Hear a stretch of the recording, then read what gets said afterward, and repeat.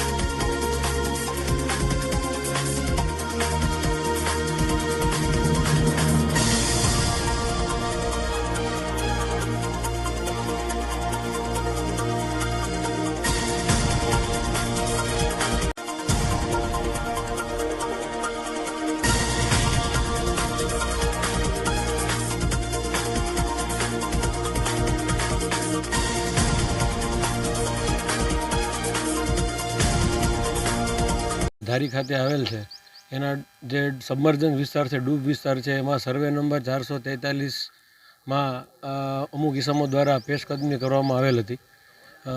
પેશકદમી કરનાર ઇસમનું નામ છે રામભાઈ કમાભાઈ મેર અને લખનભાઈ કમાભાઈ મેર। તેઓ દ્વારા આશરે 10 થી 12 વર્ષથી અહીંયા પેશકદમી હતી। અગાઉ સિંચાઈ વિભાગ દ્વારા 2016ની અંદર આ પેશકદમી દૂર કરવામાં આવેલ હતી।